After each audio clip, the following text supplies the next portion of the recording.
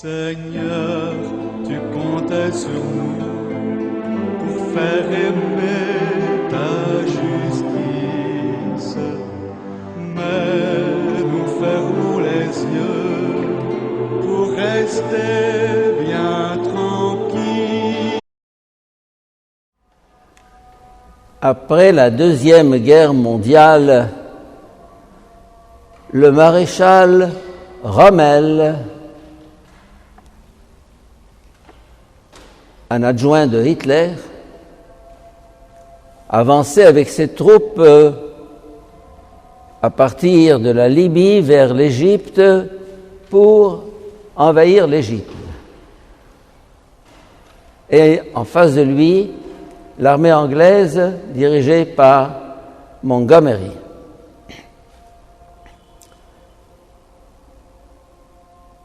Un jour, justement après la guerre, j'étais en train de lire les mémoires de Rommel, très intéressant, 2 tomes, intitulés « La guerre sans haine ».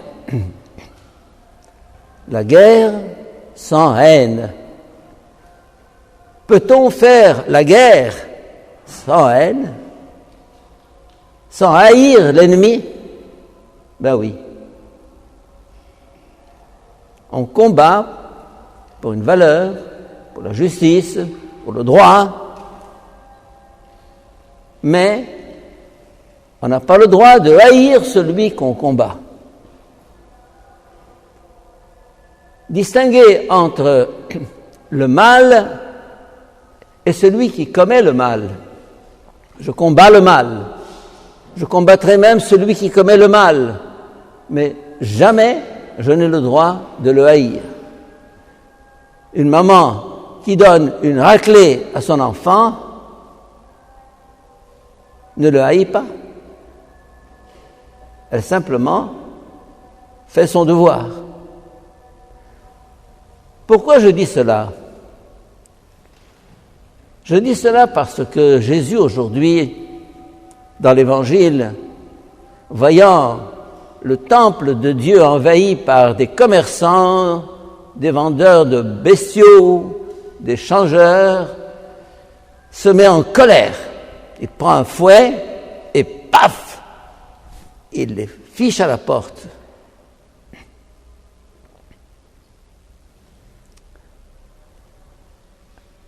C'est ce qu'on appelle une sainte colère, c'est-à-dire une colère contre quelque chose qui n'est pas acceptable. Et pour prendre un exemple tiré de notre Égypte, de notre chère Égypte, lorsque le 30 juin 2014 ou 2013,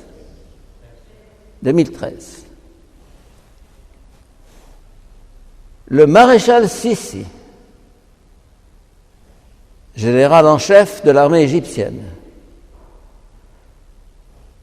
a vu que le pays, l'Égypte, notre chère Égypte, était en train d'être prise par les frères musulmans, ayant vu 30 millions d'Égyptiens déferler dans les rues pour demander leur destitution, il a décidé de leur faire la guerre.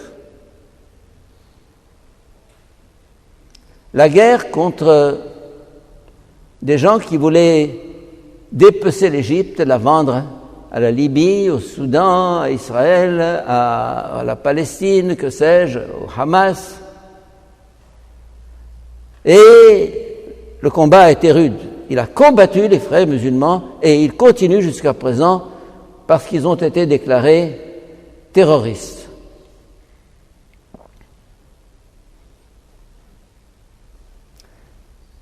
J'appellerais ça une sainte guerre. Vous allez me dire, attention, toutes les guerres, chacun prétend qu'elles sont saintes. Oui, je sais, je suis sur un terrain miné, je sais que je parle et que j'aurai des réactions négatives contre mon homélie de ce soir, mais je parle quand même.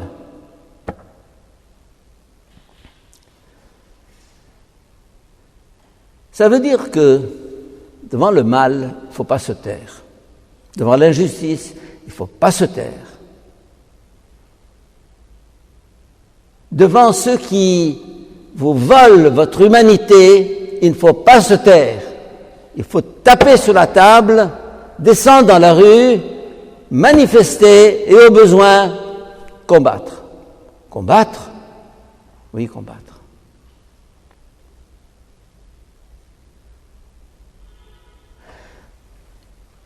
Ah, vous encouragez la guerre. Bon, c'est là qu'on va me faire un procès.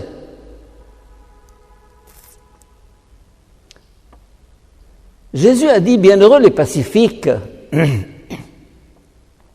Il n'a pas dit « Bienheureux les pacifistes ». Vous savez la différence entre les pacifiques et les pacifistes? Les pacifiques, ce sont ceux qui luttent pour la paix, travaillent pour la paix, agissent pour la paix, combattent pour la paix, et les pacifistes, ce sont ceux qui attendent que la paix vienne d'elle-même, qui devant le mal, l'injustice, ce qui est intolérable, ils se taisent, ils attendent. Au début de cette messe, nous avons chanté un cantique qui est très intéressant. Seigneur, tu comptais sur nous pour transformer notre monde, mais nous laissons nos vies s'emmurer d'habitude. Le fauteuil confortable du salon, le climatiseur, la télévision, les pantoufles, les habitudes, on n'aime pas sortir de là. Ou bien, le couplet suivant, Seigneur, tu comptais sur nous pour faire aimer ta justice, mais nous fermons les yeux pour rester bien tranquilles, là encore. Mettez-vous en colère. Tapez sur la table. Encore ce soir, j'ai envoyé un email à des amis de Paris qui ont une revue Valeurs Actuelles. Et parce qu'elle dénonce le fanatisme et les injustices de l'État français contre tous ceux qui ont le courage de parler et de dire leurs pensées, ils se sont fait condamner en première instance et en deuxième instance. Intolérable. Je leur ai dit, souriez si vous voulez, recommencez la Révolution française, qui a été terrible, qui a été sanglante. Et je pense qu'avant la fin de l'année, nous aurons ça. Rappelez-vous ce que je vous dis là.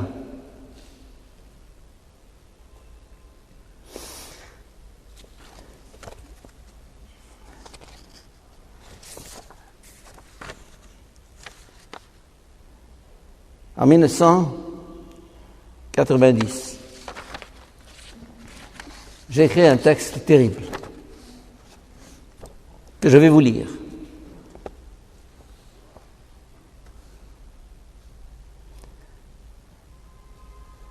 Oui, Seigneur, la paix, mais pas n'importe quelle paix.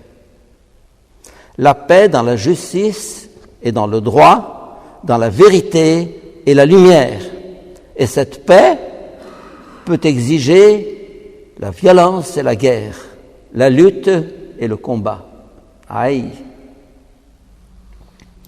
Toi, le prince de la paix, n'as-tu pas dit de toi-même, je ne suis pas venu apporter la paix sur la terre, mais le glaive?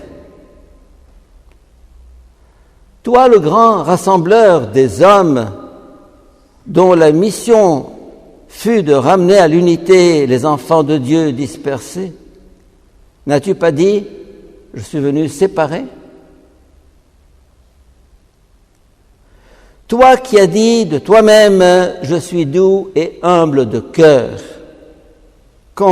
n'as-tu pas explosé de colère contre la duplicité des scribes et des pharisiens, les traitant d'hypocrites, de vipères, de sépulcres blanchis?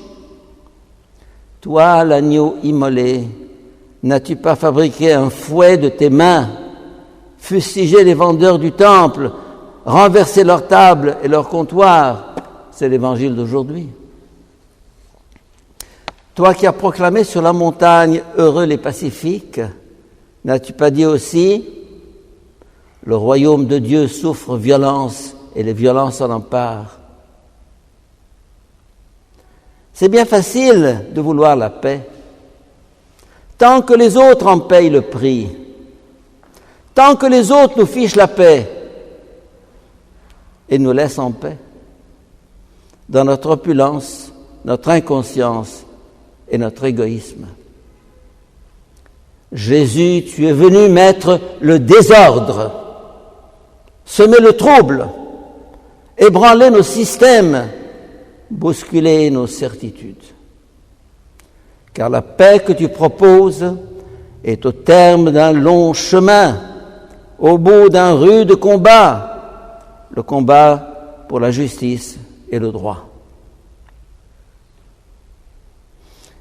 Il faut marcher de très longues routes pour rencontrer les fleurs du printemps. Tant que des millions d'enfants au Soudan, en Éthiopie et ailleurs n'auront pour toute nourriture qu'une poignée de sorgho par semaine, tant qu'ils erreront tout nus, avec leur ventre ballonné et leurs 2 jambes squelettiques, et ça je l'ai vu de mes yeux au Soudan, des enfants tout nus, qui se sont jetés sur une boîte de conserve vide. J'étais sur un camion avec une 30aine de personnes au-dessus de marchandises accumulées.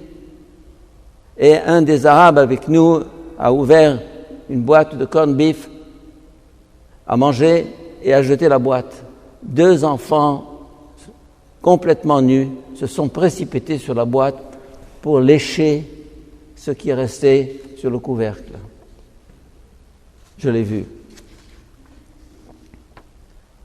Tant qu'un touriste cossu claquera en une nuit d'hôtel ce qu'un pauvre ouvrier ne parvient pas à gagner en 1 an, tant qu'un mois de vacances à travers l'Europe ou le monde brûlera ce qui ferait vivre une famille pendant une vie entière, tant qu'on trouvera normal que certains aient droit à 2 ou 3 résidences, à 2 ou 3 voitures, à 2 ou 3 jobs, alors que d'autres s'entassent à 10 dans une chambrette, se bousculent et s'écrasent dans les autobus, pourrissent sans travail des mois et des années. Tant que certains pays pourront violer impunément le droit et braver les condamnations avec la bénédiction des grands et leur silence complice, et ça nous le voyons tous les jours dans les journaux et dans les médias, tant qu'il y aura un droit pour le riche et un droit pour le pauvre, un droit pour le fort et un droit pour le faible, un droit pour certains pays et un autre droit pour certains autres, tant que le droit du plus fort sera meilleur et plus droit que celui du plus faible, tant que la raison du plus fort sera la meilleure et que celui qui gueule plus fort a nécessairement raison, tant qu'on aura une société à 2 vitesses et un monde à 2 justices, tant qu'il y aura 2 poids et 2 mesures, tant que tout cela et bien d'autres choses existeront, on aura beau parler de paix, plaider pour la paix, prier pour la paix, ce ne sera que mensonge et duplicité, hypocrisie et comédie. C'est dur ce que je dis. Jésus, donne-moi de hurler à la face du monde. Au nom de tous ceux qui ne peuvent pas hurler, donne-moi de crier pour tous ceux qui ne peuvent pas crier, ou dont le cri est étouffé par le bruit et la voix des grands de ce monde, des forts de ce monde. Donne-moi d'être la voix de ceux qui sont sans voix. Donne-moi de construire, jour après jour, le droit et la justice. Donne-moi de lutter, jour après jour, pour l'avènement de ce monde de demain, de cette civilisation de l'amour, pour laquelle tu es venu, tu as lutté et tu es mort. Alors seulement, la paix viendra. La paix véritable. Ta paix, Seigneur Jésus. Amen. Seigneur, tu comptais sur nous pour faire aimer ta justice.